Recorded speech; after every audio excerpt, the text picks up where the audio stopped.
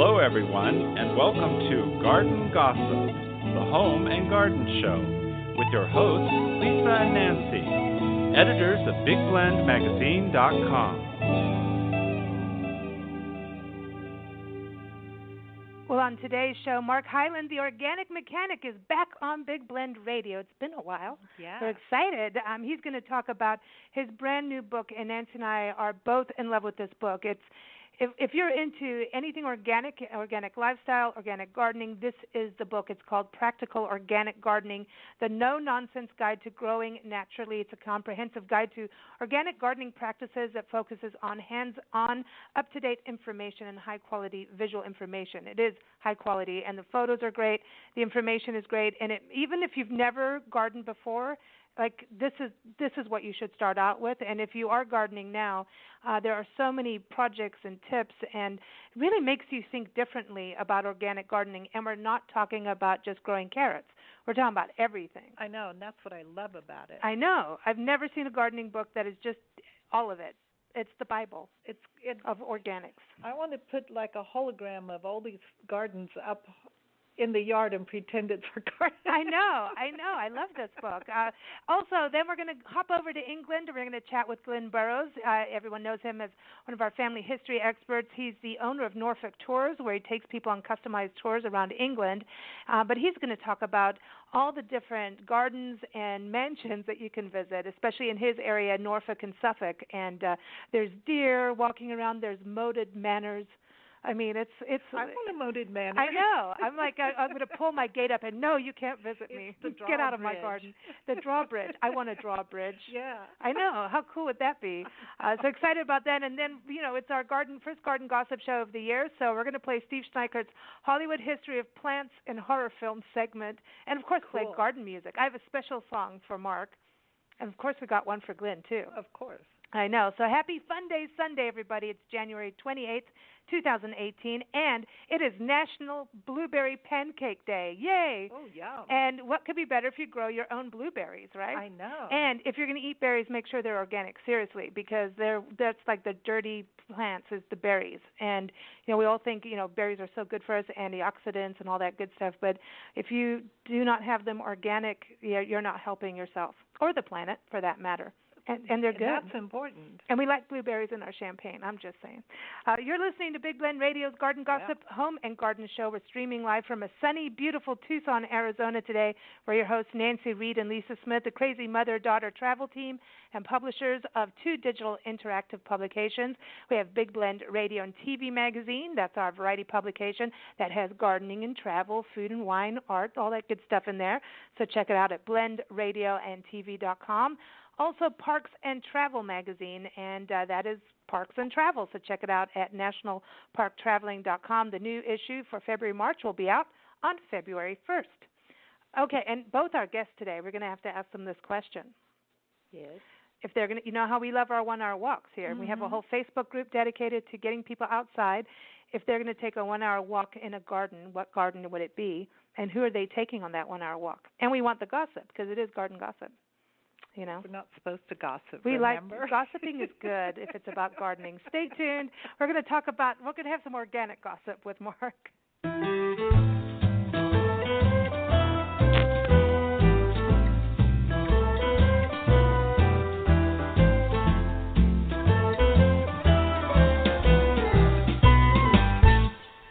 Well, no stranger to Big Blend Radio, Mark Hyland, the organic mechanic, is joining us on today's Garden Gossip Show to talk about his awesome new book, Practical Organic Gardening, the no-nonsense guide to growing naturally. I mean, it has everything from growing vegetables and herbs to mushrooms, flowers, lots of flower power in there, collecting rain in rain barrels, all about soil and having healthy soil, because apparently this is like one of our main resources in our country and around the world. So it's a big deal. Of course, you can get the book on Amazon, so check it out there. Mark is the president of the Organic Mechanics Soil Company. That's where we first connected with him a few years back. He started in 2006, and he's got a lot of training in regards to environmental horticulture, composting, and potting soil. And he's also a speaker that goes around promoting, educating, and inspiring people about the many rewards of organic gardening. He also served as a consultant for the EPA That's important. And everybody right now, this is, organic gardening, whatever's going on with the EPA, this is one thing we can do to combat whatever's going on. I'm just saying. And he's also a consultant for the Institute for Local Self-Reliance, which is very cool. And he recently received the Young Professional Award from the Perennial Plant Association. Cool. Very cool. Go to his website, organicmechanicsoil.com, and he's even got soil you can buy online there, and it's organic and good. We know all about that soil. It helped us with a garden back in the high desert, helped to actually really fix whatever the developers did in building this house, whatever they did to that soil, he helped with that. And, of course, you can keep up with him on Twitter and Facebook and Instagram at Organic Mechanic Soil. Mark, welcome back, Organic Mechanic. Thanks for having me back on the show. Hey, it's been a while, and it seems like your business has been growing, and now this amazing book. You've been busy the last few years. Been a little bit of a hamster wheel at times, but yes, we definitely been keeping busy. So. That's awesome. I was looking now that people can buy or your soil online, even worm castings and all kinds of good stuff. And I know with your book you talk about practical organic gardening. It's really a paradigm shift we have to make. It's not just about growing vegetables on the around the corner where the sun is. This is like a huge deal, as well as part of a lifestyle. And before we get into that discussion, I really wanted to touch on the fact that your company also lives by those mottos. I was really reading about even your delivery trucks run on biodiesel, and so you've taken it not just in your lifestyle but also in your professional life. Yeah, absolutely. I mean, environmental sustainability is a core value at Organic Mechanics, has been since day one. So it affects a lot of our decisions on the products we make, the materials we use, the process. So it all feeds. It's all a feedback loop. So it all builds, and the more sustainable you can be in various aspects of your life, the better off we all are. So. Agreed. So what prompted you to write a book on organic gardening, but not just do here, this is how you grow your vegetables?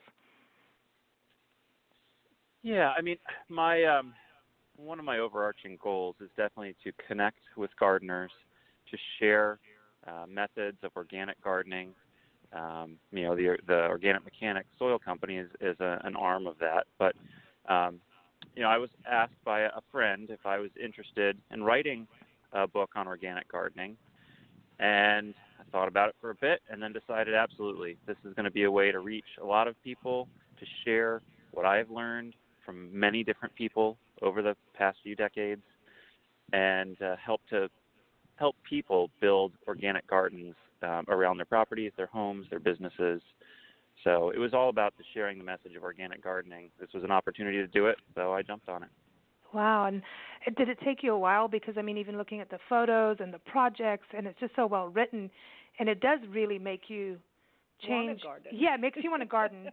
It makes you want to take these active steps. I know I look at what's going on around the country and certain rules being dropped, that are protective for us, not just for, wildlife and public lands, but that means that it's, we have to look at what we do as individuals to protect our health too.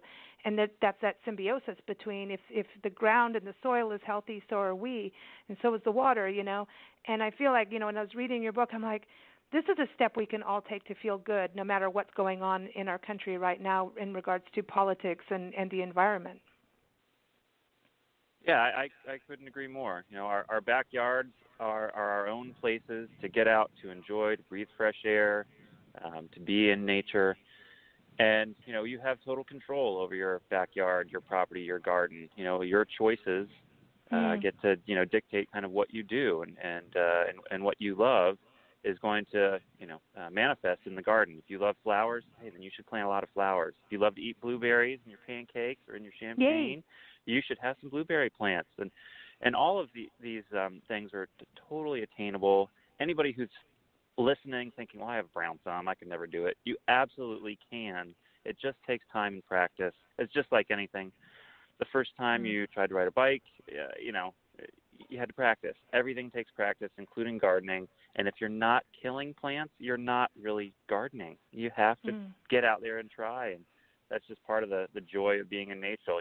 The cycle growth, life, and death. I mean, you see it every year in the garden. You know, plants, little seedlings come up, they grow up, they bear fruit, and then eventually they die and go back to the compost heap. It's part of the cycle of life.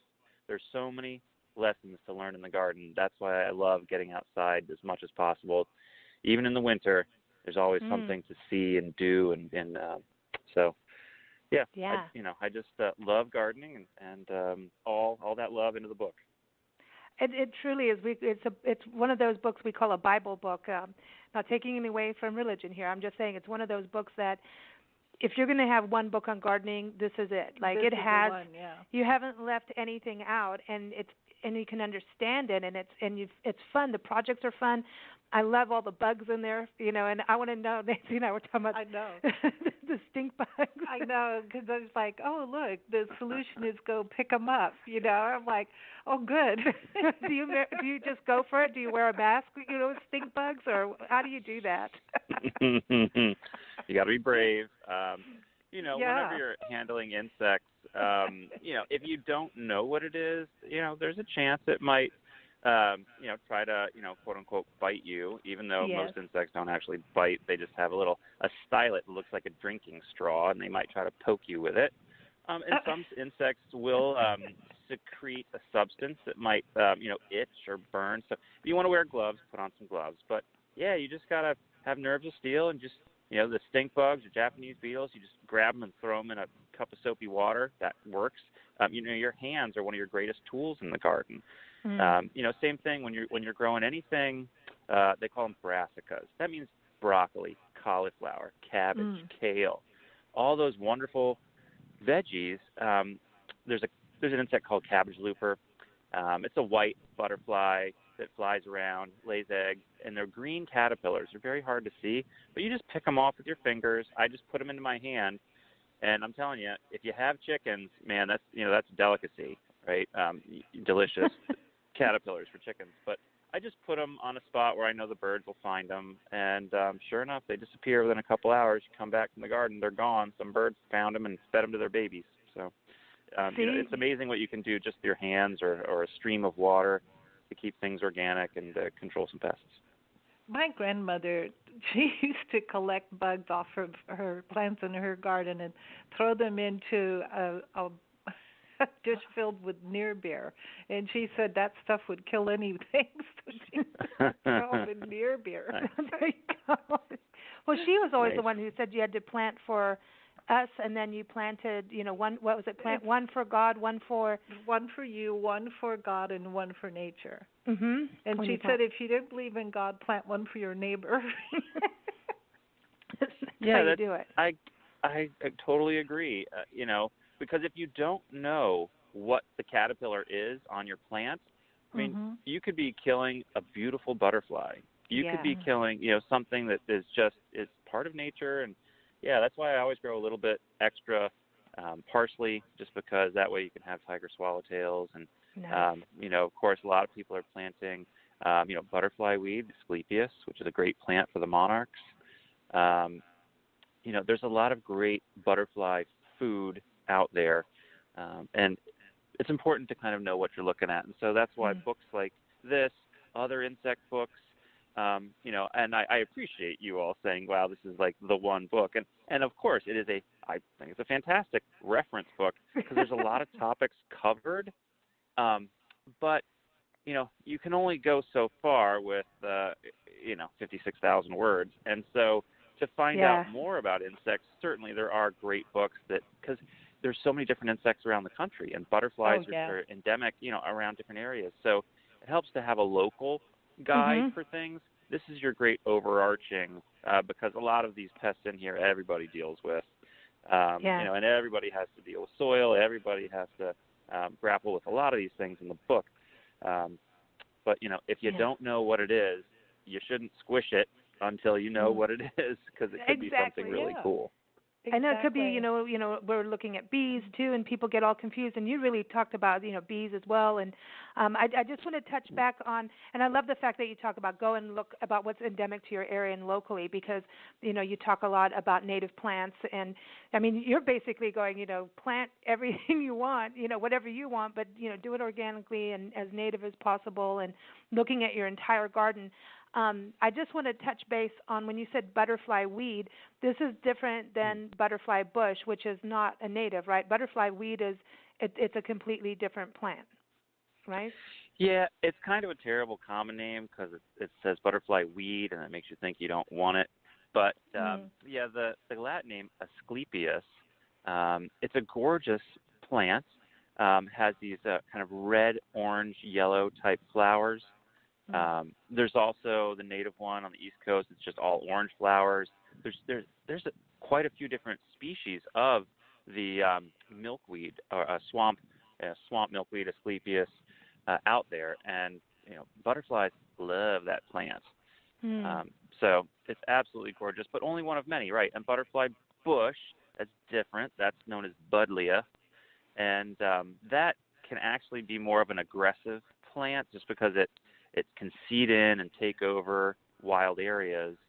But, really all plants are serving a purpose on this planet in terms of, helping hold the soil together, making air for all of us to breathe.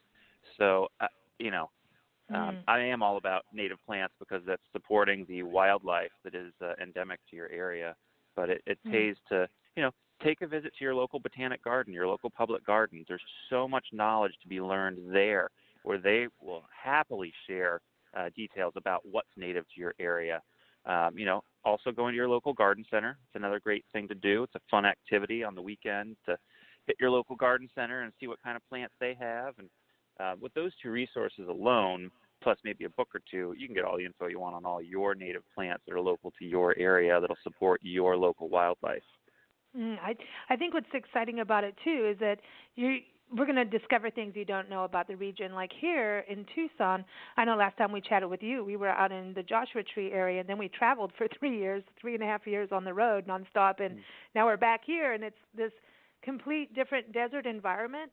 And so we in Joshua Tree area in that high desert, people are like, you can't have a garden here. Well, we proved it wrong. You could, and we had a super garden. I mean, it was really thriving. We had, every kind of animal you can imagine, but we never saw snakes. And I think it's because we had so many roadrunners and cats and all the feral cats of the neighborhood. But anyway, here it's been really interesting, really looking at the native plants. We have this whole riparian area, and Tucson is pretty green-thumbed as a city, and a lot of native plants, saguaros and all that beautiful, it's beautiful. But to watch the different seasons over the last year and a half that we've been home, these different like fig beetles and cactus-eating beetles and all these beetles, and you start looking them up, and the different lizards, and if you keep your eyes open and you watch what goes to the native plants, a whole new world comes into view, a whole new, just this. It's like a new planet. It's like this natural paradise, and I wonder about kids getting in the garden. This is the coolest thing too, because when we have gardens, we want kids in there, but we also, you make a point of this, you don't want kids playing in the garden when you've used pesticides. Absolutely. And, all too often when you see the signs in public places, don't walk on here, pesticide application, you absolutely do not want kids or even pets running around, or yourself for that matter, after anywhere where you see a pesticide application going down. And that's why I, of course, would love everyone to be organic in their backyards, not only for the planet, but for themselves, for their families. Yeah, there's residue on everything. I mean, that's how pesticides work. If there was a residue on the plant, that's supposed to be there to kill the bug. So just because you sprayed it 2 hours ago doesn't mean that it's gone, I can touch it now. It's absolutely not. So that stuff is dangerous, and you always have to follow the instructions on the label, even if you're using an organic pesticide to control, say, aphids on roses or something. Like even there are organic pesticides, but they're still not you're still not supposed to be touching them with your bare hands or breathing them in. Safety first, of course, when it comes to that stuff. But yeah, I prefer a world without that. I'm okay with a few holes and some leaves now and then. If I see a bug problem, I'll wait. I'll let nature take its course. And sure enough, if you let the aphids go long enough, something's going to show up and eat them. Whether it's ladybugs laying eggs or ladybug larvae, they'll come in and eat. Lacewings will lay eggs, and they're voracious little predators. They love to eat those things. So it's about patience We had a ton of goldfinches come in and eat the aphids. Yeah. They just showed up one day and they went, look at this. I know, just when we were going, we better do something. This looks crazy. And then it's true. Here comes goldfinches. At the height of the aphids, and then we didn't have a problem. It is true. So gardening teaches you patience and the world of balance, right? And that's the other thing, too. Some things I really didn't know, and you talk about recycling and really just getting into that lifestyle. But there was something that I did not know this. The longer shelf life of food is organic. And, so when you think about stores, a lot of times people won't buy organic because, the apple has a little bump in it, or, a bird pecked something out of it, so people don't think to buy it. And then you've got these shiny apples that are all red and waxy and whatever. And there's this mindset of those will last longer than the organics. And you're saying, no, that's not true. The organics have a longer shelf life. Yeah, and there's a couple theories as to why that is. Basically, the basic gist is that organic crops, because they don't have an easy life. They're not sprayed with things to kill the bugs. They have to fight for their lives to produce their fruit, right? They have to work harder. So a side effect that plants are pretty good at defending themselves. So they can produce these compounds that are kind of detrimental to insects. So, a plant can increase the concentration of a compound in its leaves that might make the leaves taste bitter, and especially after a caterpillar takes the first few bites. It's an automatic production. So, plants can do that. Plants can produce all kinds of things to help deter insects, to help fight off pathogens. They have an immune system just like us, and it will kick in. And so one of the theories is that because of all the extra, compounds that are there, that will help with them, because they have, higher levels of antioxidants and other things that just helps them last a little bit longer. And you notice that if you buy food at the farmer's market versus the food you buy in the grocery store. Now, granted, it's just a lot fresher when it comes from the farmer's market, because it probably came out of the ground within the last couple days. Yeah. Whereas if you're buying it from the grocery store, it had to get picked, packed, trucked, warehoused, and then finally it ends up in the store. So, it goes on a world cruise first. World cruise. Yeah, where has that tomato been? It's all the way to Panama and back. Or and who's sometimes you don't know what's happening to the laborers on these farms. I mean, even like coffee and things like that. You don't know if someone's like slave labor for your food. You don't know. That's another side. In general, with organic, you have like fair trade, those types of labels and designations. Reading the labels on things is important. Because just because it has the word organic on it, you might have to read the fine print and make sure that it actually is, and it's not just being used as a marketing ploy.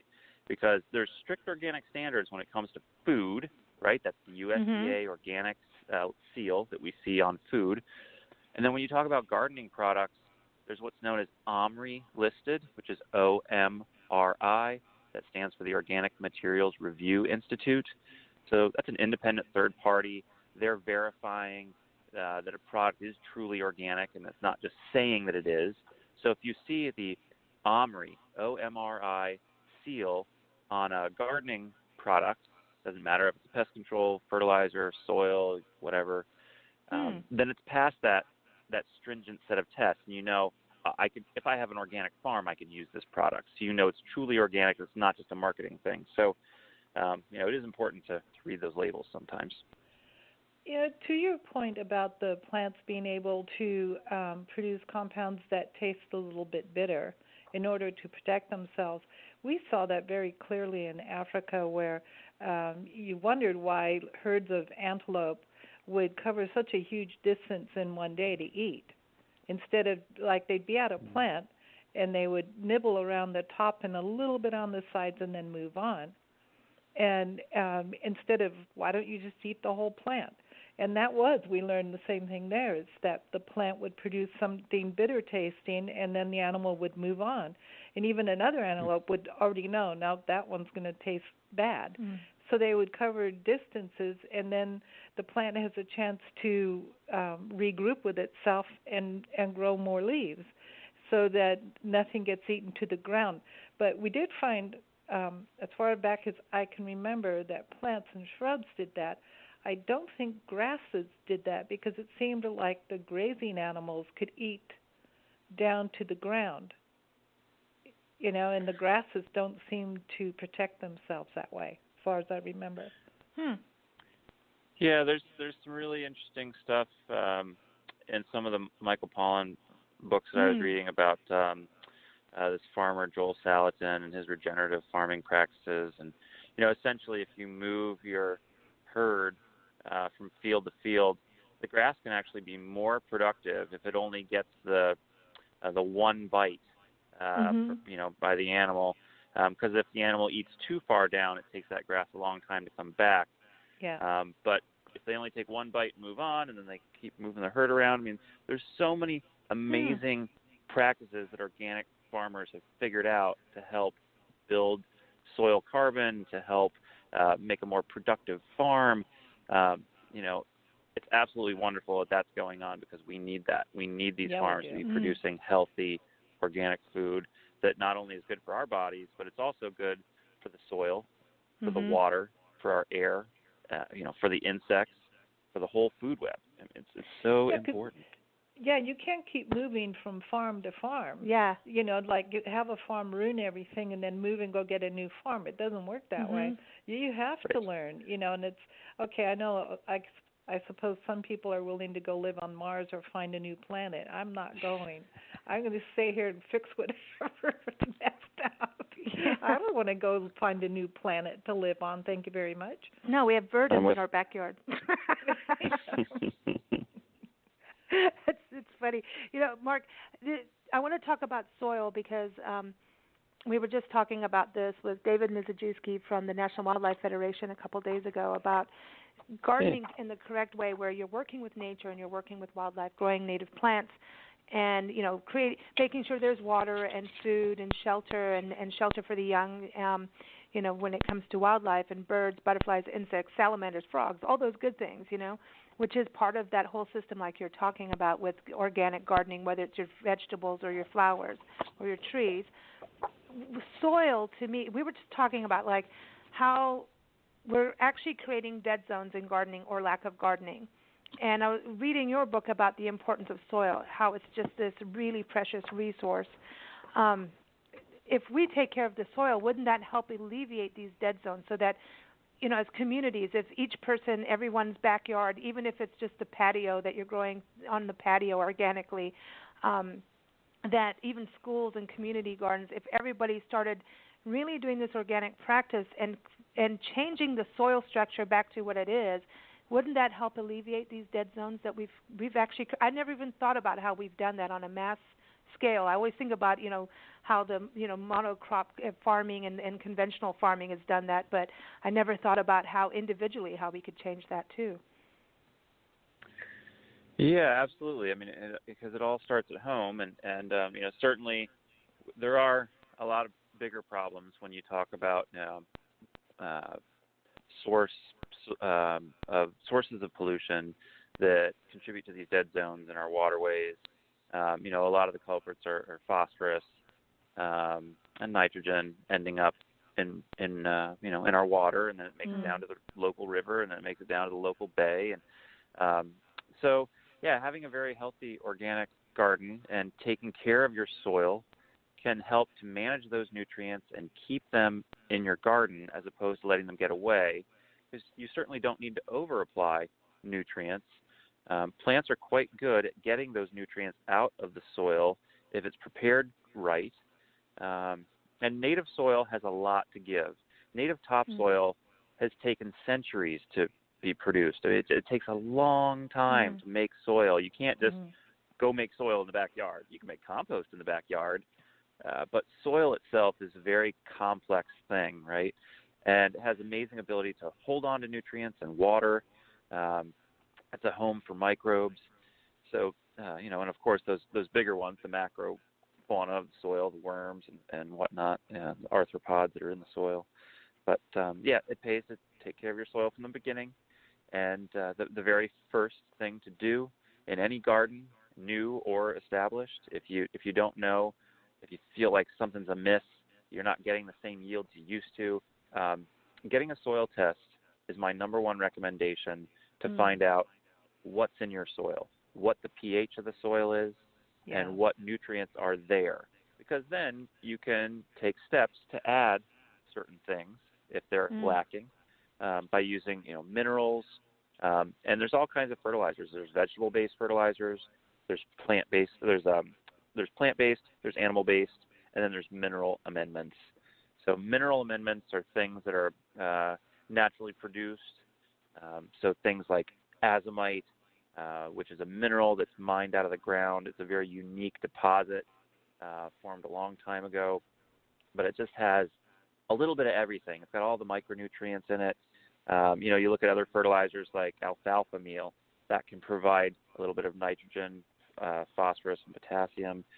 You can even use things like crab shell, right? It's a wonderful fertilizer. I mean, you have to think that we have all these things available to us. They're not really waste products. These are valuable resources that we need to be converting into fertilizer to use in our garden. So this can add to the food waste problem we have. I mean, when you look at, we do a lot of interviews with Global Green USA. They're like the Green Cross of America, and they have this initiative to get, not just people in their backyards composting, but even apartment complexes to start composting because of the mass food waste problem we have in this country. And it's billions of tons of food waste, and it ends up in landfills. And it's like, wait a minute, and some things are like some things are just like, here's all this food coming out of a restaurant. So like if we could grab, it's like the biodiesel, right? We want the chip oil, your French fries oil or whatever. If we can grab some of that food waste and put it back into the soil, we would be helping the country in the whole with the soil. Absolutely. There's nothing better than making your own compost in the backyard. It's free. It's keeping that stuff out of the landfill. There's so many good reasons for doing that. And plus, you're making a very beneficial soil amendment that you otherwise have to go out and purchase. And granted, I've been making compost for decades. And, you keep adding to the pile. You keep adding to the pile. And, for me, it takes, 3 or 4 years to build up a pile to the point like, all right, I'm going to harvest this now. But then you spread it out in the garden. You're like, where did all that just disappeared in like 5 seconds? So it's great to have. There's always a local supplier of compost, and they're making compost again from local ingredients. And some of the really great ones are taking in food waste from restaurants, from other places, and then composting that on an industrial scale. And then, converting that back into compost to use in the garden so that carbon isn't going away. It stays local and eventually gets back in the ground to help build soil carbon levels, which is important. Wow, this is very cool. And so now the other thing I wanted to touch on, lawns, because we were all starting to talk about how we shouldn't have lawns if you live in California, droughts, all the fertilizers that, the runoff that goes into the street and then out into the ocean creates harmful algal blooms. And so like lawns are bad, right? And then you have this whole section of your book saying they're not bad, it's how you're doing them. It's like lawns are actually a good thing if they're done right? So what are the benefits of having a lawn if done correctly? Well, I would definitely recommend, kind of limiting the lawn space. But, grass is a fantastic filter. It's going to help filter things out of the air. It's producing a whole lot of oxygen. It also will help cool So grassy areas are much cooler than impervious surface, or even areas with no lawn whatsoever. If it's just bare earth is going to be hotter than a grassy area, so it helps to cool down too. It's a place to go outside and reconnect with nature. It's a place to walk barefoot. It's a place to play with your kids or your pets. There's so many memories that we all, I think, that a lot of people have from lawns and being in grass. And even if you live in the city and you live in an apartment, there's parks, and there's nothing like going to that park and seeing that green. That it's the first thing to green up in spring. When the lawn starts growing, that means that spring has officially returned, and the soil is warming up. So yeah, there's some good info on basic lawn care in the book. One thing is also choosing the right grass species for your lawn. That is incredibly important, because if you choose the wrong one, it's just not going to do well, and you're going to feel like you need to call that 1-800 number to Chemical Town to come in and fix it. But that's not what you need. Sometimes it's just making the right choice. So, like, there's this grass type called Eco Lawn. It's from this place called Wildflower Farm. It's extremely low maintenance lawn seed. You don't have to mow it every weekend. The stuff is great. It's different fescue varieties, even does well in some shade. So, I mean, it's about choosing the right species of grass and then taking care of it properly. And you don't need all the extra pesticides. You just have to manage it properly. And there's some things you got to do for that. So if you really want the lawn, you can do it. Another thing that really helps lawns is, or any garden for that matter, just because of how much it helps the soil, is biochar. Biochar is an amazing soil additive that's permanent. Once you add it, it's a lifetime amendment. Biochar helps to hold nutrients and water. It's a home for soil microbes. This stuff is absolutely amazing on what it does for plant growth. And that, when added to a lawn management program, because, again, add it once, it's there for life. It's a fantastic amendment to help increase the health of a lawn. And leave the dandelions alone. They're cool. I love the dandelions. I think you're right, and it's it's picnic time. You want to sit and have a picnic on the grass, and it's a good family thing to have that. And I think you're right. Yeah, you don't need this massive lawn. And over here in the desert. And by the way, I love that you put a whole map for that. You put the map of the country in your book, so you can see like what region you're in and what kind of grasses that should be in your lawn. But also out here they tear up, we do get grass, and it's so cool in the monsoon season to see the desert just green up, and it's like, and it's true whenever Nancy and I travel out of the desert and we see green, we kind of we go into shock. We're kind of like we're zombies in a way. We're just like drooling over it. It's like, wow. But when the grass part, a lot of people out here just start putting gravel, and for us, I know people think it's good and it keeps it cooler, but it actually heats up your house. It heats up the plant. Heat up everything. And it raises the temperature. You can walk, if you just leave dirt or do like a ground cover or something, you can just walk through a neighborhood and see the difference in temperature versus if they're using gravel. So would you say instead of gravel, do like a ground cover or just plant something in a way? Yeah, plant something, plant anything. Plants are going to help cool down the environment, a microclimate or the entire yard. The more plants, the better, because they are breathing. There is water coming out of them at all times in the form of vapor. So that's cooling the air, because it's cooling. The plant is cooling itself off at the same time. The leaves are just trying to reduce the temperature of the leaf, right? And with a lawn, hey, if it's green, it's good. Like, there should be clover in a lawn mix. There used to be all the pasture blends a long time ago. Like, there was all kinds of other things, clovers and other things for animals to eat, for just part of the lawn blend. And slowly over time, we wanted this like really pure. No, it has to be pure grass. Only this one species. And it's like, well, I think it's weird. Mm. It's weird. you know, like I get it. Like, hey, if you're golfing, like, yeah, I understand. You need it to be Yeah. absolutely perfect on the green. And you know, I'm not a big golfing fan, but my grandfather's a golfer. I know people. Hey, if that's the way you connect with nature, more power to you. You know, I'd encourage you to get out in the garden more. But Yeah. So a little bit of clover, a little bit of dandelion, no big deal. It's still a beautiful place for insects, for people to play, for all those things. So.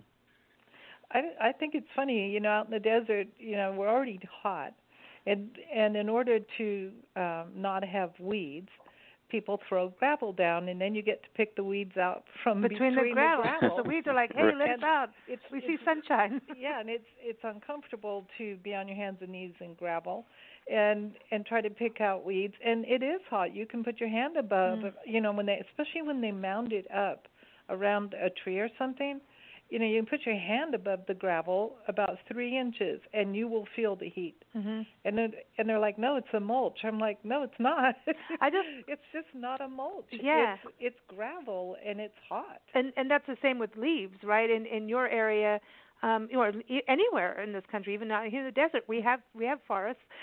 Is to leave the leaves, right, and not rake them away, because that actually helps your soil too.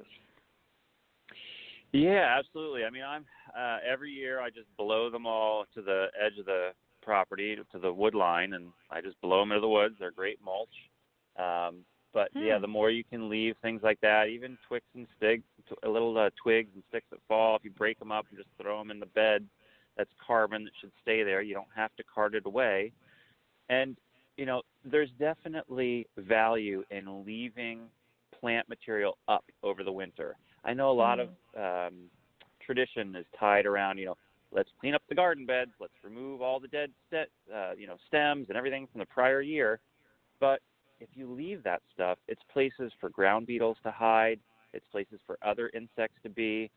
You know, just yesterday I was out there just watching these birds rummage through all the debris. They're definitely eating, they're finding bugs. You see like, that one's got a bug. You know, I was looking at it with my kids like, look, that one's got a bug, that one's got a bug. So they're just like rooting around there, finding stuff. So it's cover for insects, but then those become food for birds, and that's the whole cycle. If you get out there and you have an organic garden, I mean, if I was not an organic gardener and I had been spraying, I'd be worried. I'd be like, those birds are eating bugs that are poisoned. That's just exactly. I don't want to do that. I want to go outside and be contributing to nature, be one with nature, be part of the experience, and that's absolutely happening when you watch that bird come in and eat things in your garden, and then, you know, that's the best thing ever in my opinion. But. Yeah, and then they come back in the summer when you have aphids, and they're like, oh, I remember this guy's got bugs. Let's go harvest. There. Well, no, and that's such a big deal, because I think a lot of people put feeders out and things like that, and sometimes you do in the beginning, but I watch, you know, I always wonder about what we're feeding the birds. You know, you go to like a big box store and you buy all this seed, and it's got corn in it and all this, and I'm always wondering, like, where has this seed been? Like, how much, like, even in the processing part, I mean, how clean can it be for the birds? And I always wonder about birds going and eating, because you see birds, especially like in you know, certain neighborhoods, you'll see a bird come in with bumps, and I mean, it belonged to this Facebook birding group, and people will start putting up alerts about, hey, in our neighborhood, have you seen this happen with this bird? And someone will start saying, well, I saw a bird over here, and it's like, is someone using pesticides, or what's going on, or is there some, you know, bacteria or virus, or, you know, and I always wonder about what are we doing to the birds, because they are the canaries, literally, you know, telling us. We saw a lot of that in 2019. Yeah, and I always wonder about the air and the water and all this runoff. You know, if a bird sees a puddle, they're going to go drink out of it if they're thirsty, and a butterfly is going to, you know, go, you know, flitter around and go puddling, you know. So I'm paranoid about it. Like, I want to go walk around neighborhoods with a big shovel and take all the gravel away, and then I just want to go plant and make everything green. Everything needs to be green and happy. But I do want to touch on this, because I know, and then we got to ask about, you know, where you want to take a 1-hour walk in a garden and who with. Harvesting seeds, because there's harvesting, collecting, then I know, you know, some people are doing it and they're looking at what they're going to do in the spring to plant them. In the fall it's a good time. But I know a lot of people are sitting there going, okay, we're going to plant something this year, or maybe they're already gardening, but it's like seed catalog time, right? We're all looking at them going, ooh, let's do this. And then you start looking at all these different seeds, and you really covered this well in the book. There's GMO versus GE, so we should touch on that, and organic, hybrid, and heirloom. Where should we? I know heirloom seeds are good, but the GMO, the GE, where are we on that? Because that gets very confusing. Yeah, right. So I definitely gave that a couple of pages in the book, and collecting your own seed, it actually is a lot easier than most people might think. And there's some tips in the book about how to collect seed of various things. Like our favorite one to collect and save is peas. So the kids love the crunchy peas, and they're just so easy to save. You just let some pods go all the way till they're dry and tan colored, and you can shake them. You can hear the seeds in there, and they look totally wrinkled, just like they do when they come out of a seed packet. But those are quality seeds, and we just save them from year to year, and they're going to be different than the very first ones that you planted. So, when you buy a packet of seeds, it's going to say something on it, right? Whether it's, heirloom, hybrid, sometimes open pollinated on the seed packet. And it's a particular cultivar, right? Like it'll have a name, right? So like snow, like for peas, for example, it could be snow giant or something. But down the line, because in nature the peas are crossing with other pea plants, and if you're growing more than one type, well, they can cross-pollinate, and so the resultant, babies, the next generation of seed, they're going to be a little different than the parent generation, but there's nothing wrong with that. They're still going to make crunchy peas, and if you want, you can even select, like, ooh, this pod is gigantic. I'm going to let those peas mature all the way, then dry up, and then I'm going to plant those next year. And you can kind of select over time for certain things.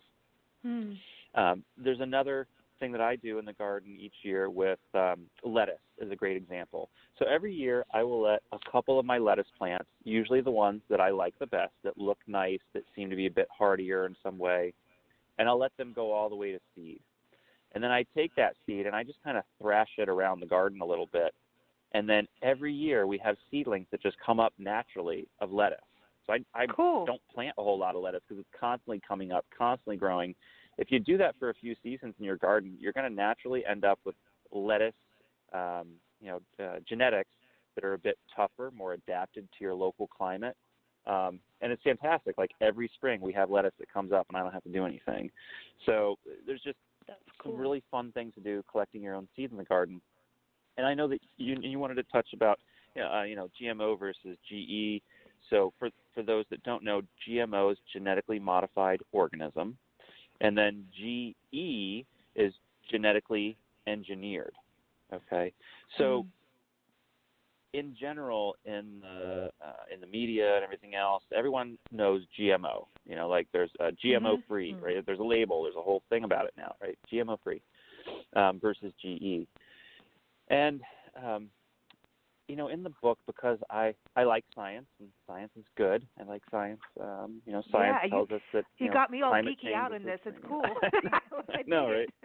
It does get a little soil geeky at times and different aspects. But so genetic engineered, that to me is the seed that I am personally not interested in. So genetic engineering produced seeds like corn that is resistant to glyphosate, which is a herbicide. And so farmers can then spray the corn with this glyphosate herbicide, and the corn doesn't die, but the weeds do, right? Yeah. So in theory, that sounds wonderful. In theory, it sounds like, wow, this can reduce the amount of pesticide we're spraying, and it can make our yields go up. Well, let's do it. So they tried that experiment, and guess what? It didn't work because farms are applying more herbicide than ever, and the weeds have become resistant. Right. So now we have what are kind of dubbed the super weeds that can handle some spraying of these these herbicides, and yet they're still alive. So it didn't have the intended outcome, right? Also, another reason why I don't like GE seeds is that it takes power away from a farmer. When you're growing in your backyard, it doesn't seem like much because, like, hey, it's like the seed catalogs is one of the greatest things ever. Like sitting down with a seed catalog in the winter and deciding what you're going to grow, and then your seeds come in, so wonderful. But when you think about it on a much bigger scale than that, you're talking about farmers that grow food to feed the world. That's very important. And we can't take away the ability of farmers to feed themselves, their communities, their countries. It's very important. Right. And there was this GE technology that was coming out called the Terminator gene. So this thing they made, it essentially would cause a plant not to produce viable seed. Yes. So if you have this gene that tells a plant, hey, don't produce viable seed, that to me is one of the worst things that could possibly ever happen on the planet, because it means farmers can't harvest their own seeds, right? And think about it. If that got out into the wild, if that somehow got out in the wild and native plants couldn't produce seed anymore, we'd be ruined in a matter of generations. The earth would fall apart because except for the fact that the people who made that are waiting for the farmers to come buy more of their seed, because that's the only place that they can now get seed like that. Exactly. And so that's kind of a monopoly that our government was supposed to stop instead of help. And I also like to point out that it's really bad for the soil. It's bad for the animals. And even some of the bugs, that they have a superworm or something. Yeah, the cornworm. All we're doing is having to make more debilitating poisons. Where when we just started out, you just had to get some birds or some praying mantis, or just go pick the stink bug up. Go play with it. We're back to the stink bug. No, we've made this whole mess. I know, but but we have this ability, and that's my point. I think at the end of the day, sometimes, especially now, we see what's going on in the world, and it's like, we look at the future, our kids, taking care of them and the planet for them. And for nature, and for us to all breathe and not get all these crazy cancers that are out there. And I really appreciate that you've written this book, because you can start by growing herbs, like you talk about how we're going to the store and buying herbs, and all this plastic waste is going into landfills and ends up in the ocean, and it ends up in your fish at the end of the day. So I think that these are all these positive ways to counteract that. We can take control over this situation, and we should stand up to things that are not good for us, but at the same time, we can take action, and it's fun to get kids involved, and you've got some fun projects. I want to go paint tires and do crazy. I want to go take my file cabinet outside and plant things in it now after reading your book. Now we know what to do with our old hiking boots. Oh yeah, I've got hiking boots that are ready. They're ready. They're like 5 years old, of many trails, and I'm going to plant them and put them up on Instagram. And they do have microbes in them already. I know. They've got a lot. They've been around. But Mark, before you go, if you could take a 1 hour walk with anyone alive or passed on, who would it be, and what garden anywhere in the world would you go for that walk? That is a good question. Alive or dead, anyone in the world for a 1 hour walk? Well, I probably would go to a public garden, because we're talking about walking in a garden. And, I'm pretty partial to some of the gardens up here in my neck of the woods in southeast Pennsylvania, but when I was a lot younger, I fell in love with Callaway Gardens in Georgia. I love that garden. It's got some wonderful hiking trails on that property. So I would say it would be a walk through the woods at Callaway Gardens. And it's going to be pretty cheesy, but I would say my wife. Yeah. Nice. Yeah. Nice. Just because, she is my best friend, and I love walking in the woods with her and the kids. And if I had to choose one, I mean, I could say you, Einstein or Rachel, Rachel Carlson.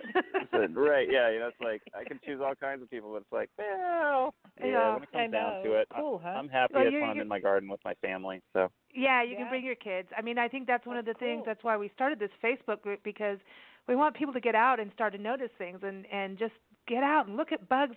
Even if it's the same walk every day, you see something new and you learn ecosystem. So thank you so much for joining us, Mark. Don't be a stranger. Keep us posted as you go on and grow and how your book keeps going out. I love this. Everyone, again, the book is Practical Organic Gardening, the No-Nonsense Guide to Growing Naturally. You can get it on Amazon. Again, it's by Mark Hyland. And go to his website, organicmechanicsoil.com. And, Mark, here's your song, okay, because you pick up stink bugs with your hands. This is not a stink bug song, but because it's coming to that day, Groundhog Day is almost, it's right around the corner. This song, and you guys are just going to keep getting snow anyway. So, but anyhow, it's just not going away for you for this. This winter is getting extended. But this song, I think it's one of the best gardening songs ever. It's called "The Groundhog's Dream." It's from our friend here, Wally Lauder, here in Tucson. So you can go to wallylauder.com, everyone. I want to call it "The Groundhog's Revenge." So here's your song. Thanks so much. Thanks, Mark. Thank you. You take care. Here it is, everyone. The Groundhog's Dream.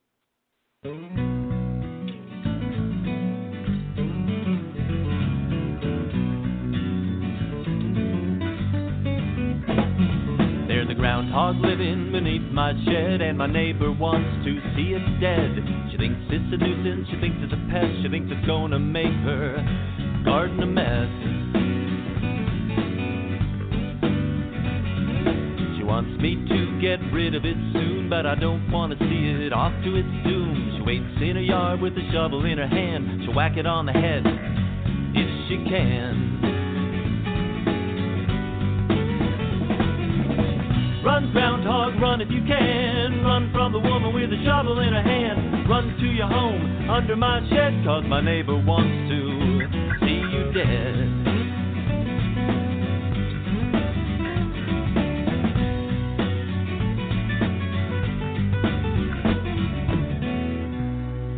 Recently, one starry night, while the groundhog was asleep, he stirred inside his little den and had himself a dream. He dreamed my neighbor was in her yard. He came across her and he gave her a start. She reached for a shovel, but in between there were 10 groundhogs looking angry and mean. She turned the other way to run for the door, but there were 10 groundhogs, that's right, 10 more. They don't eat meat, but they were gnashing their teeth. They could put her underground and wait a few weeks. Run, neighbor woman, run if you can. Run from the renegade groundhog band. Run down the street, run out of town, 'cause those groundhogs don't wanna see you around.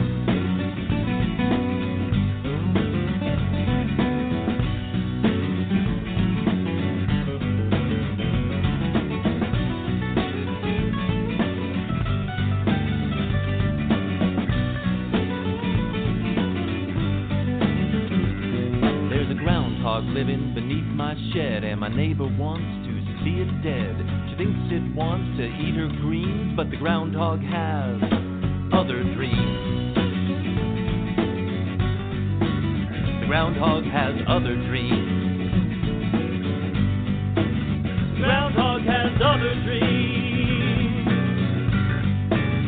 He has other dreams.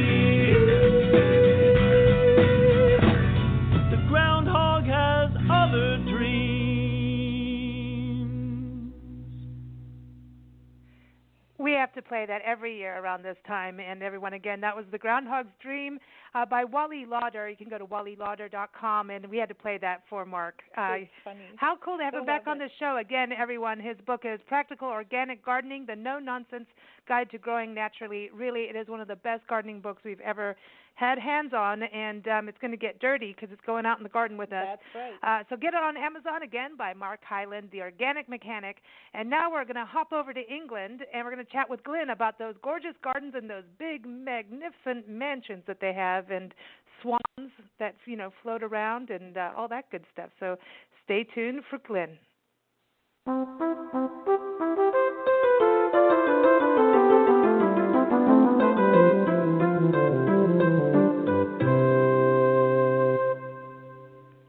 Glenn Burrows has his own music now on Big Blend Radio, as you can hear. But Glenn is the owner of Norfolk Tours in England. He is on our Big Blend Radio Garden Gossip show today because we're going to gossip, just like Coronation Street in England. But we're not going to talk about Coronation Street. We're going to talk about gorgeous gardens and magnificent mansions, I can say it straight, that you can visit in Norfolk and Suffolk, England. And Glenn has a great article about it with awesome photos. You can see it in the March-April issue of Big Blend Radio and TV magazine. But if you can't wait, just go to blendradioandtv.com and type in gardens or type in Glenn, and you'll find it. But also, as a Big Blend expert contributor, Glenn's articles are on there. Just go to the expert department. You'll find everything. But the best thing is go to his website, norfolk-tours.co.uk, because if you want to have a garden tour and you want to go to all these mansions and cathedrals, or maybe you want to connect with your family history, he will customize your British vacation. There you go. That's right. Glenn, welcome back. How are you? Hi, I'm good, thanks. Are you? Oh, doing We're good. good. Hey, you sound better than the last week. Are you getting over the man flu now? I think so. I've had it since the 17th of December, so I think that's about time it had gone. Oh, Yeah, that's good. That's wow. good. That's good. Well, maybe it's because you've been going around to all these gorgeous gardens in England, and I have It to could tell you, be. it's good to get out. I know whenever we get sick, people want to just stay in bed. I always say go No. take a walk in nature. It's better. Oh, yes. Fresh air. Fresh air is the best cure for anything. Mm-hmm. Absolutely. And definitely, I mean, I know we're talking about going for a 1 hour walk, but walking is one of the best things for depression as well. Getting out in the fresh air, going for a walk in nature, breathing fresh air, thinking that actually it's great to be alive. And it does get you out of the doldrums, as we call it in England. So, yeah, just going for a walk is the best cure for most things, I think. Well, we do it pretty much every morning here. It's been cold lately. We like to watch the Really sunrise. cold. But to me, when you go, and everyone hashtag 1 hour walk, go to our group on Facebook and hashtag it on Twitter and all that, Instagram, everywhere. We want to see your walks around the world. And when Glenn posts them, I'm like, oh my gosh, look at all these flowers and these big mansions. But we walk every morning, and it really sets the mood of the day. Yeah. You have this, you think, it's meditative. Sometimes we discuss what's going on in business, and then we tell each other to hush and walk and look at the birds and the owls, and because we get a lot of owls out here, and it's I love owls. Beautiful we walk birds. with them. They hop around the houses here, from one rooftop to the other in the trees, and in the mornings, I think they're calling their mates. It's pretty cool to just. Fantastic. They're looking for nesting sites right now. Mm-hmm. Right. So we're like, come on first here. thing in the morning is a great time to see owls in England anyway, and to see those beautiful barn owls just swooping across the fields. That really is one of the most beautiful sights in the countryside. I agree. And when you go, okay, I want to go to these big mansions because I was looking at these photos, and Yes. you focused on two, one in Oxford and one in Holcombe, and it's Oxborough. Oxborough. Oh my gosh! Yeah, do you mean that I've messed up for my English time in England? Like, You have. oh my gosh, no Mr. Whippy for me. Nope. And everybody, if you don't know what that is, I have to watch myself. Google it. It's ice cream with a chocolate flake in it. So just don't get any weird ideas. Yeah. And is Holcombe correct?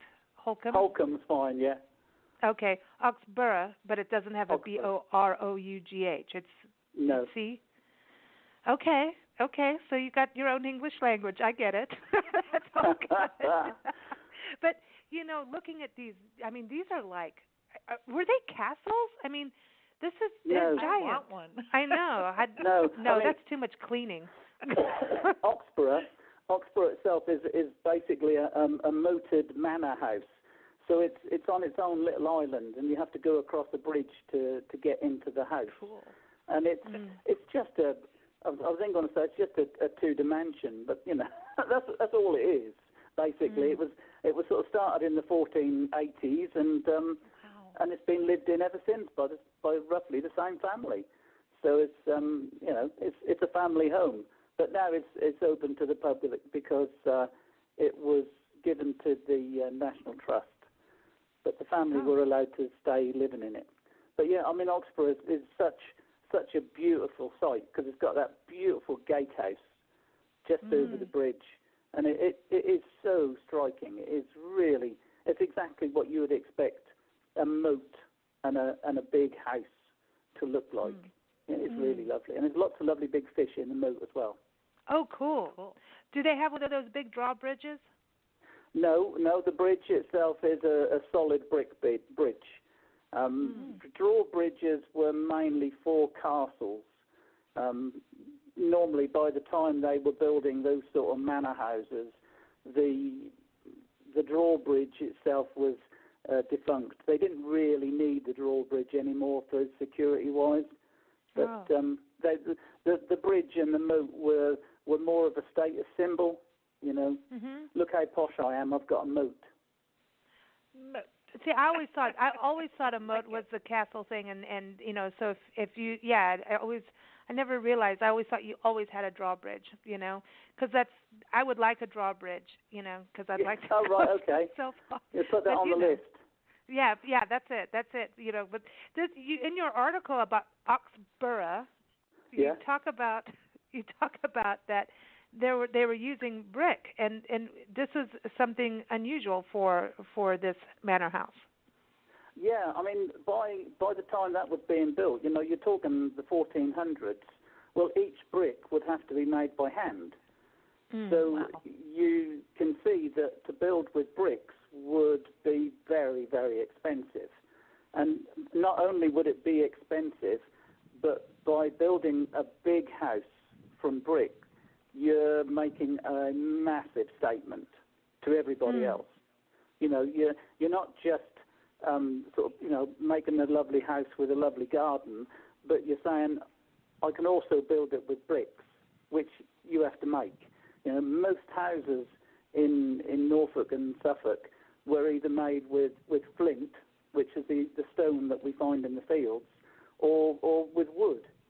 So if you're making a house out of something that is handmade and had to be laid as well by somebody who was a specialist, you're making one heck of a statement, and that's what it's all about, really.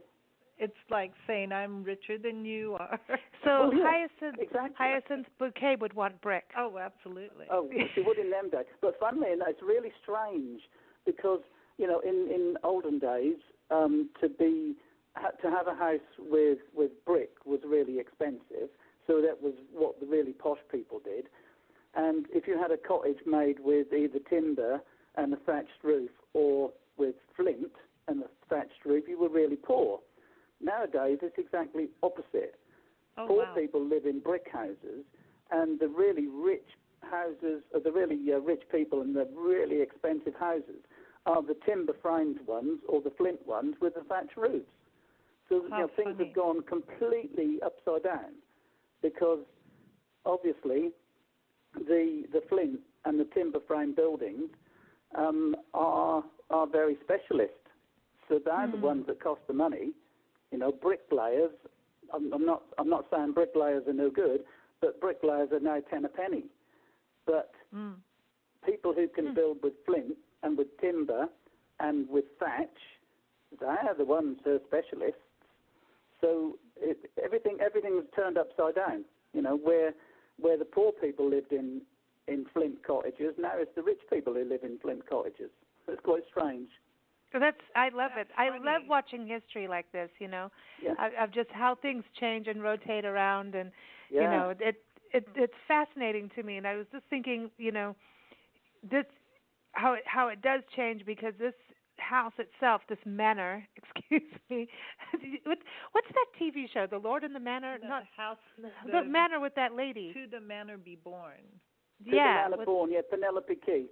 that's Yes. it. We used to Yes. watch that all the time when it was on. Yeah. And Yeah, good one. yeah, I like that. You know, I love that because she was like, you know, I'll do it my way.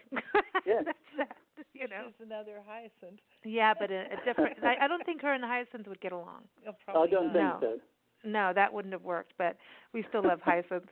But now, what was interesting to me too is like at this point, and this is what I think is so cool about going into really historic buildings. I mean, even if it's a little muddy hut, you know, or seeing ruins. Yes. I know we've talked about that. To these giant manors and seeing these gardens and how they live. And I think it's part of preservation for the garden too, because, you know, they've been there for so long. We've talked about ancient trees before. And what I thought was interesting is it brings in some of your religious history of England that we haven't tapped into very much. But apparently you can see a priest hole. Now, what is a priest hole? I've never heard of this. You've never heard of a priest hole? No. Wow. Well, in England, we had all the problems, didn't we, with Henry VIII and the Catholics and the Protestants, Right. and basically, basically at this time, you know, in the 1500s and the early 1600s, if you were the wrong side, you know, either a Catholic or a Protestant, you couldn't celebrate openly, so you had to do things in secret. So basically, if you had a big house like this, you would have your own chapel. There would be a chapel with the house, as well as the church in the village. And a lot of these big houses had their own celebrant, so they had their own priest. Oh. And obviously, if they were Catholics, they weren't allowed to be. That, you know, it was you know, really, really, really, really bad. So basically what they had to do was they had to say, no, we're not really Catholics. And every time, you know, anyone came to inspect the house to make sure they weren't Catholics, the priest had to be hidden up. And actually the priest hole, unless you knew it was there, you wouldn't have found it, because it's literally up a corner underneath what was a toilet. You know, obviously it weren't a toilet that flushed, and it weren't a toilet that went into the priest hole. Wow. But it was used as a toilet. The room that he went through the floor, and you can go into this little chamber, and that's where he would have had to go. Wow. And sometimes they would literally live in there, because that would be the only safe place they could be. Because if they came out, they would be thrown into prison. So that's where they get that terminology, holding up. He's holding up. I don't know about that. But in France, castles had a similar thing, but they weren't for priests. They were for people who they wanted to forget about. So you'd be sort of thrown in this little hole, more like a dungeon. And the French call them oubliettes, which is French for forget. Oublier. Oublier is the verb to forget. So the French call them oubliettes. But we had little priest holes, which were just specifically for priests. Wow. You see, you never know what's going to go on, you know, what we're going to end up talking about on these shows with you, Glenn. It's fascinating. It is fascinating, because this is what I thought was so exciting. So now, on outside of the whole part of it, like, so now you're learning that history. You had a walled kitchen garden. So is that something that, you know, I love that. I want a walled kitchen garden. What I find interesting is that Mexico does that. You go in, like, you could be in downtown Mexico City, and you can't see into the house at all. It's very, even I think Morocco and you know, Egypt, they have that. You just see this big wall. You have no clue if on the other side, if they're rich, they're poor, or whatever. And they could have a swimming pool, but they have their garden like in a courtyard, you know. And it's like, that is, to me, super cool. Except for I want land everywhere. But anyhow, but that's how people even lived in the cities, having these walled gardens. But is it because of all the deer? Do you think? Because there's a lot of deer out in that area. No. No. No, the whole idea with a walled garden was that it was laid out very, very strictly. It was looked after by a team of gardeners, and it was walled not only to sort of hide it up from everybody, but it was really walled in to protect the climate, so to speak. Because don't forget, you know, in the Tudor times, we were having really, really harsh winters, and even, you know, a normal winter would be really cold. So if you put a 7 or 8 foot wall around your garden, you're protecting it from the worst of the frost. You can also protect things by putting them in a greenhouse later on. Obviously, they put things under glass. But you could even, in sort of Victorian times, they had heated greenhouses. So, you know, you could grow really exotic fruits in these heated greenhouses. But in Tudor times, they had walled gardens to protect them from the weather and protect them from the peasants as well, probably. But a lot of it was to do with another status symbol where you could go and have a walk in your garden.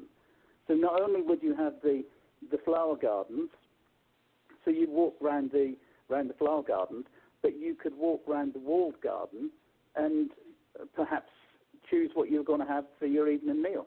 I mean, this is what it's all about. I mean, talking about organic fruit and vegetables and things, this is exactly what they had. You know, not only was it organic, but it was as fresh as you could possibly ever want, because you always had fresh fruit and vegetables. You know, and not only that, in a lot of these walled gardens, you'll also find a dovecot, you know, for pigeons and for doves, because, you know, I know you're a vegetarian, but they used to eat pigeon, and you know, they used to eat pigeon eggs as well. So there you had your own pigeons, and that the was pigeon poo is good for the plants. It is. Well, exactly. You know, guano. I mean, going off subject, but guano was one of the biggest imports into England in the 19th century, I believe. Really? It was. Yeah, and that is basically, you know, bird muck that they used to get off these islands. You know, these islands that are absolutely covered in whatever sort of birds they have. They used to sell the guano to England by the shipload. Wow. So, wow. I mean, these things, it is never ending what you can discover by just learning about history. Yeah, imagine really being the captain. I want to be the captain of the ship. Ahoy, mateys! I'm bringing in the guano. Have you ever been in a church tower that's full of pigeon muck, because it takes your breath away? Yeah. The smell of pigeon muck in an enclosed area, it nearly kills you. Yeah, it's bad. But I was reading the other day on this list of the most intelligent mammals. You know, I just was looking at it to see if we've fallen a few notches, which I believe we have. But just turn on the TV. It appears that way. But the pigeon is actually one of the 10 most intelligent animals. How about that? Right. Who would have thought? Nothing against pigeons. You know, I just wouldn't put them on the list. Hey. But somehow, apparently, they really do know what they do when they're doing when they poop on a statue. Yeah. Well, and I know sometimes I want to direct them. You know, I don't think they need direction. I know. I do want to bring this up since we're so good at going off topic. Yeah. But while we were, our guest before you, Mark Hyland, was talking about, you know, seeds and saving seeds and heirloom seeds and how he was talking about going in his garden and like each year it'll be different if you know, because plants will cross-pollinate and they'll do all this stuff. And in my mind, I'm going, Glenn's coming on next. This sounds just like family history, like how it changes through it. Like there is a lot of cross-pollination. Well, it was just like how you get something different the next time, and I'm like, this is just like family history, and we just keep wanting to go backwards to look, you know, what has happened in the past, but it is that, you know, it's that history of plants. I was really interested in what he was saying because you know, my son-in-law Bob, his dad. He actually keeps lots and lots of different types of plants. He's a real botanist, Chris, and he actually keeps all these old breeds of wheat and rye and barley and oats. Oh, cool. And what he does is every so often he will grow some seeds that he has and preserve these different old breeds of cereal. Nice. And he does that. He's got hundreds of them. All these different old breeds that now no longer exist. No, it is so important.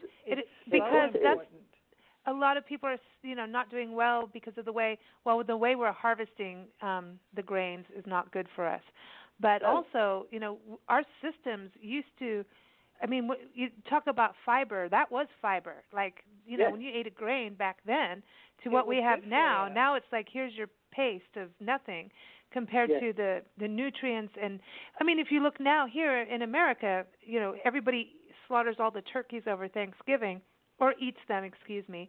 But it's all the same kind of turkey. There's very few heritage turkeys left. So we have, I think, even with chickens, very few breeds of what used to be. And so we've mass-produced, like, here's your chicken. It's all the same. That's why everything tastes like chicken. I'm afraid so. But anyway, let's go back to mansions because this is cool. So, and I want to say, when we lived in England, one of the coolest things, growing up in Kenya, everybody had like pawpaw trees and mangoes and avocados in Kenya too, South Africa as well. Everybody had those. It was just part of living, and having gardens was a normal thing. And getting to England, it was like a whole different thing for me as a kid. But I remember always having berries, blackberries, crab apples, and pear trees in the back. Wherever we lived, there was like chestnuts. Yeah, chestnuts, and I didn't know what chestnuts were. I remember not understanding, but I remember used to taking them. We used to make knockers out of them, like you'd have no, them that conkers. Conkers. Okay, you know what I'm talking about. Yeah, okay. A conker and a chestnut are different things. Well, there you go. But you know what I'm talking about. You'd make like little rattle things. Yeah, that's right. Play games. Oh, my gosh. All right. Thank you, Glenn. You see, you are going to talk about plants, and see, you're doing quite well. But, okay, so let's go to Holcombe. So where is Holcombe is in Suffolk or Norfolk? No, it's in Norfolk as well. Both of these houses are in Norfolk. Okay. And Holcombe is a real mansion, as you've seen by the pictures. I mean, it is absolutely massive. It is something to be, well, you can't imagine people living in it because it's so big. The gardens, the actual grounds, the park that the house sits in is acres and acres and acres and acres of just open woodland. And that's not even the farmland. The estate was one of the biggest estates in Norfolk. He owned most of Norfolk, it seemed at some times. But the house itself was built in the 1730s to the 1760s, so it took about 30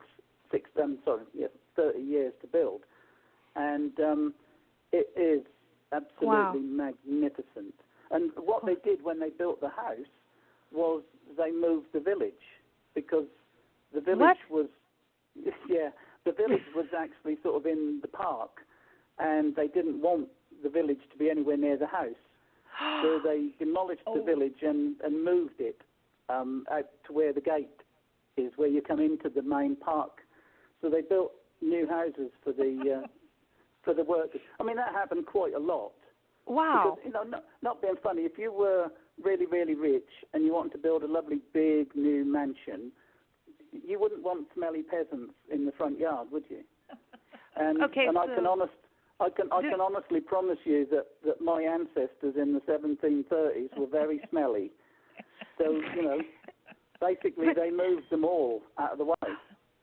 This is insane. Like, I mean, when I think about now, we still have that problem.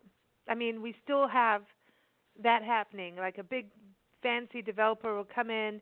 I remember in one coastal town we lived in, if that's it, everybody, we're putting timeshare, we're putting la-di-da fancy houses up, and now you can't go to the beach anymore, what used to be a public place. And the town said, oh, no, you won't. And I remember when we had our band and we'd go around and perform, all of a sudden it was just, I'd look around and I'd see one of those kind of people and I'd just start going off like, save the town, save the beach. I was like, who cares about the music? Save the beach. But we won, which was great. But we see that happening all over the world, and people going into other people's countries, the rich people going into other people's countries and taking it over. Yeah. And so I mean, at the end of the day, you could protest, but if you lived in Holcombe in 1730 and the Lord of the Manor came along and said, we're going to knock your house down, you have got no choice but to say yes, sir, because he owned the house. He was the man you worked for, and you didn't have any choice. So it's basically they said jump, and you said how high. It was as simple as that. But at the end of the day, this is still happening today, and it's exactly the same thing on a different scale. But what we did to the Indians, and what we did to the Eskimos, and what we did to the Aborigines, it's all the same thing. Would you say we want to build our big places and our big cities on your land, but actually we don't want you there, so we'll put you over here. It's the same thing. It is exactly and in a sense it still happens. When you look at these huge, rich corporations, we're going to drill oil right in your backyard. Yeah, we decided to drill right in front of your mansion on the coast here, and too bad for you. And we're richer than you are, even though you're rich. Well, that's what happened with the Keystone Pipeline, and also this pipeline going from the North Dakota Access Pipeline. The whole thing was this pipeline going through farms, and you're talking about farmers who feed America. You're now going to, put toxins that could spill into their soil, into their water table. I mean, and that's not even touching on the whole thing of what's going on with the Native American side of it with their reservation. And hey, it doesn't matter; it's underwater. Well, water is still part of land. There's a bottom of the ocean. I can't think how stupid it is to run oil pipelines under the ocean and think nothing will ever happen. It doesn't work that way. But I stupid. I want to go back to the peasants part, because would you say at that point, here's the Lord of the Manor, and here's the peasants, and they're going to say, okay, we're going to move you here because we'd like a better view. Thank you very much. And you stink, and we can smell you all the way up the hill. Were they basically sharecroppers? I mean, because over here, after slavery, when the slaves were freed, I mean, here they'll go, here, now you'll get a job here, but you're basically working for us and getting nothing. It was like another form of slavery. It was horrible what happened. And sharecropping families are only now in that generation where it's no longer, but I think there's still some going in some places that you just don't see don't see it that much. We've interviewed about 2 or 3 sharecroppers now, or people who grew up in a sharecropping community as kids, and they're about. What's sharecropping? I don't understand. Sharecropping is when you basically are owned by the plantation or the farm, where they give you like this tiny house, or and your family, like a 1-bedroom house, and you're renting the land, and then you have to pay part of it back to them. It's when the slaves were freed in this country, they really, they weren't allowed to really be educated, especially the women. So they really, it wasn't like they could just go get a job. It wasn't like they had money. So you're free, but you had a whole lot of people standing around going, well, good, now what? It's not like they took them back to their real homes or gave them any money. It's just, okay, now you're free. So the people they were slaves to, they couldn't keep them as slaves in the traditional manner, so they turned around and they said, okay, we will now pay you for the work that you do, and you still have your home as it is, but now you will pay us rent, and we have a shop or a store on the land, and that's the only place that you can buy your groceries. So so they just traded out. So they got money for their work, so they weren't slaves, but they had to give it all back to keep their house and feed their family. That's Right. sharecropping. So Yeah. they worked the land, and they shared in the money that the crops would bring in. So if they brought money in, then they might get a little bit back, and if they didn't, now they owed the boss. Mm. Yes. I mean, Yeah. that sort of thing didn't really happen here. I mean, my ancestors were estate workers, most of them, and they lived in estate cottages. So they worked on the land for a wage. They paid rent to the landlord, which was, generally speaking, just a normal rent. You know, it weren't a highly expensive rent. But then they were free to do what they wanted with their money, and they also had the chance to grow their own fruit and vegetables in their own gardens, because all houses had big gardens. So it was not really as hard as that at all. Yeah. Although we did see that in the, I suppose that'd be in the 90s, when we first had a lot of European people coming over to England. We saw a lot of people who were working what we call over here the gang system, where they would bring in a gang of people, they would put them in really low quality accommodation, and they would take them out in a van or in a bus to do piecework, as we call it in England, which is, you know, you get paid so much per bucket of whatever, or you get paid for so much per 100 yards of field that you work. And then they would take them back home again, and they would feed them.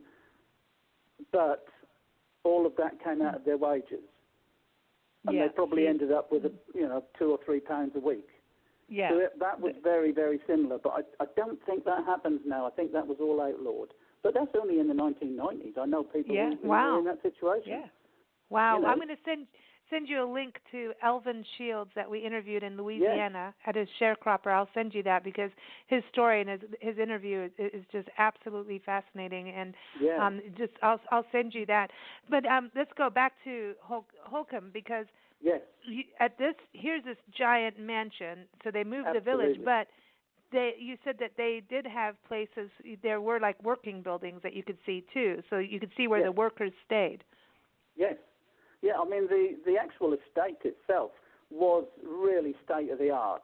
It was being built in the 1730s, and it was being, it was being built by one of the richest men in the country. So he had everything that you would have in 1740, for instance, that was invented. You know, so everything was really top-notch.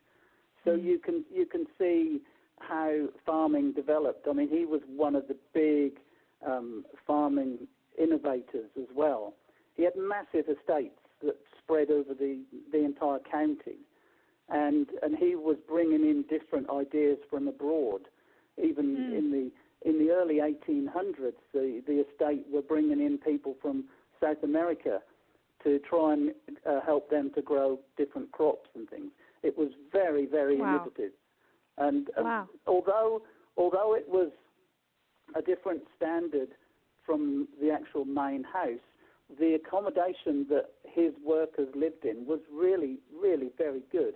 And in the 1860s, 1870s, they were building cottages that were really, really up to date, really well drained. They had outside toilets, which was quite good. You know, they had water pumps. You know, they had like 3 bedrooms, which was unheard of. You know, so they were building really, really good cottages for their workers, as well as looking after themselves. So that was a fantastic estate to work for. You know, so my ancestors, I think, were very fortunate, or that side of my family anyway, that they actually worked on that estate because they were well looked after by their landlord. Wow. You know, that's unusual, you know, because, you know, you're talking in the Victorian period. I know that, like I say, the house was built in the 1730s, but the estate was in the same family right up. Well, it's still in the same family, but you know, in the 1800s, when a lot of my ancestors would have been living in one room, in a little one-room thatched cottage, You know, they were building houses with 2 and 3 bedrooms, you know, 2-story houses with 2 or 3 bedrooms and an outside toilet, you know, as opposed to just a hole in the yard. You know, so they looked after their workers. And that's definitely cool. something that I always say to people in business, that, you know, if you look after your workers will look after you. That's right. And, That's right. You know, that you know, what goes about comes about. Don't they say what goes around comes around? You know, if you look after other people, if you look after them, they look after you. And and that estate has done really, really well, I think. I can't fault them, although they lived in these mansions, you know, these rich people. Some of them actually cared about their workforce, and you know, hats off to them. Well, that's good.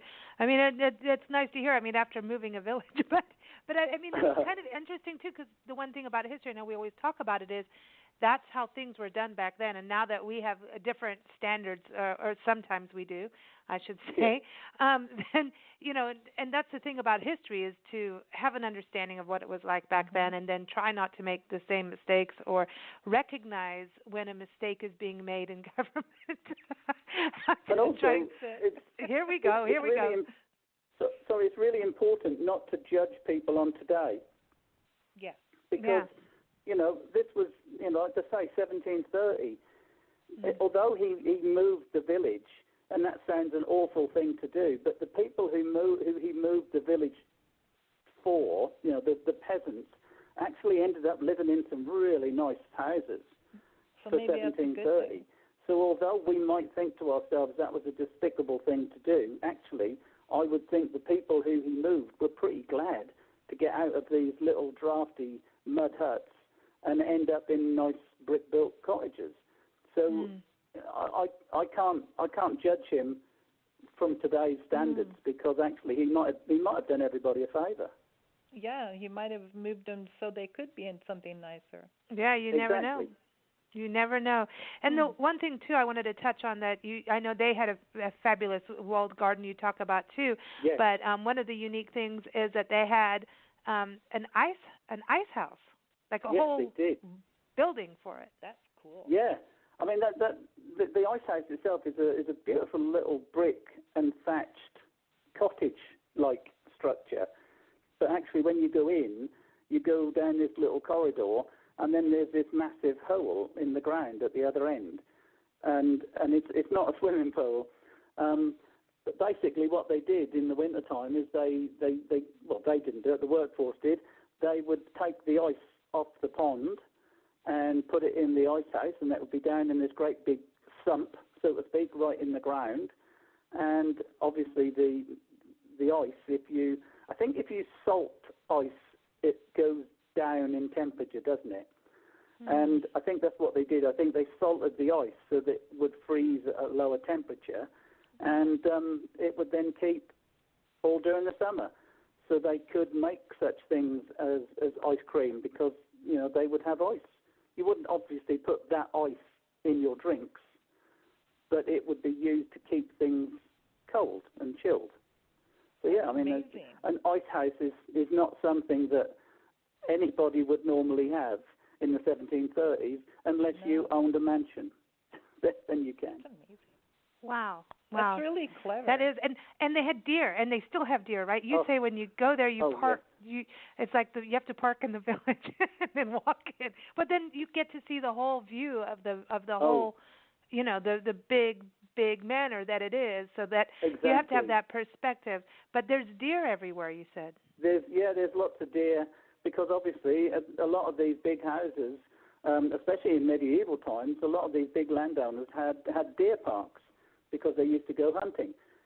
But then, obviously, the later times, they didn't necessarily go hunting for the deer, but rich people do like venison, and I quite like venison myself, actually. I know you don't, but I do. So, you know, venison was something that was regularly eaten, so that you had your own herd of deer. And actually, this particular house at Holcombe has also got one of the best positioned cricket fields in the country, because it's actually just in Wow. in front of it's at the back of the house actually, and overlooking the lake. So on a Sunday, sometimes you will go there and they're playing cricket, and Wow. to play cricket beside a lake and beside a stately house, you can't get much better than that, can you? No, It's very la-di-da. I know. When you go to these houses, I mean, because when you watch, I remember going like as a kid to some of the, like castles and really big mansions and going like, wow, Yes. this is, after coming out of Africa, like this was really palatial. Trust me on that. Yes. I mean, but just when you were walking around, I know watching some friends of mine, who live in England now. Melissa, she just went to this, and I think it's going to be a similar place. I have to look back, but I mean, the paintings, the architecture, the marble floors, the gold. I mean, this is just really luxurious and rich. Yes. I mean, really, really, and it's. But is this the kind of thing? Because you even see it on Hyacinth Bouquet on her show, where they go off and have tea at the manor, kind of thing. So for visitors, is it like it's like a museum, right? Like a walking museum, but you can have tea. Oh yes, yeah. I mean, you can. There's obviously a tea shop because you can have tea there. I don't know whether it's possible to have tea with Lord Leicester himself.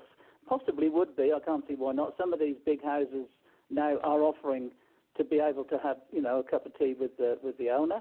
But yeah, you go and have a look around the house. Not all of it is open to the public because the family still live there. But most of the what we call staterooms, so the big rooms that we use for important functions. I mean, the Marble Hall. I think I sent a picture of that Marble Hall. I mean, and the staircase is absolutely magnificent. Wow. That would have cost, today's standard, absolute millions just to bring all that marble in from Italy. Oh yeah. That's pure extravagance. Yeah. And opulence. It really is the difference between them and us. Because the hallway, the entrance hall, was probably 20, 30 times bigger than the house that at that time my ancestors were living in. It's not 100 times bigger because they're just massive. It's just the scale. And like you say, paintings, statues. This was the era of the Great Tour, so they would have went around Europe, bring things back from Europe as well. So yeah, wow. It's just it really is mind blowing to walk around these places. See, I can just hear Hyacinth going, "Oh, Richard, isn't it marvelous?" Yes, and she's, "Oh, Richard, I want to go look for the country house," and then she drives up to Holcomb, and he's like, "No, Hyacinth, no, we're not moving to Holcomb." Is that on the telly in America? Yes, you do get it. I don't know if it's on now, but yeah, we get to watch that. We get BBC, and then we get it. We seem to watch it more through our public broadcasting here. NPR, not NPR, that's radio. PBS stations have it. And then you get old movies from England, and Doctor Who comes on there sometimes, too. Right. And Downton Abbey, obviously. Yeah, that's a big deal here. And so, I mean, we watch BBC, the British news, the world news through BBC here. It makes more sense. It makes more sense. I'm just saying. Just saying. But Glenn, it's time to ask you now if you could take a 1 hour walk with anyone, alive or passed on, who would it be, and what garden are you walking through? Well, funnily enough, when I was just thinking at the end of the last interview, something came to my mind, and it's not going to be to everybody's cup of tea, whatever you want to call it. But I would like to have a walk in the Garden of Eden with Adam and just apologise to him. I love that. That is a new one. That is a new one, Glenn. That is the most original one I've ever heard, ever. Well, that beats our happy hour one too. That's a good one, Glenn. That's good. That's good. Well, would you like some figs or apples? No, thanks. None of that. Well, now I do have a song for you, Glenn. Oh, do you? Well, because you think of England, you think of lavender, you think of roses, Right. Yes.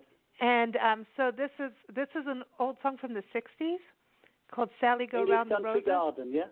No, we don't have that one. This is doesn't no, I know it doesn't go with the segment at all. But I just thought the roses and it's fun. It's called "Sally Go Round the Roses." Do you remember that? Right. It was back in '63 or '69. I can't remember. That was recorded. But this is from our friends out here in Los Angeles, Everett Coast. So this is off of one of their EPs called the Shel Talmy Sessions, because they have that voice and that sound of then. So we're going to play that for you because it's got roses and it's fun. Very good. So Lovely. completely different. But everybody, again, go to Glenn's website. It's norfolk-tours.co.uk. And also go to blendradioandtv.com. See him in our expert department, and you can see his articles there and also listen to his past interviews. And his article that's going to be in the March-April issue of Big Blend Radio and TV magazine is up there now, so you can go look at the photos and read more about these stately manners. My gosh, that's amazing, Glenn. Thank you so much. Okay. All right. Thanks a lot. Speak to you later. All right. You take care. Have a good night. And here it Bye. is. Sally Go Round the Roses. Bye, Glenn. Bye. Bye.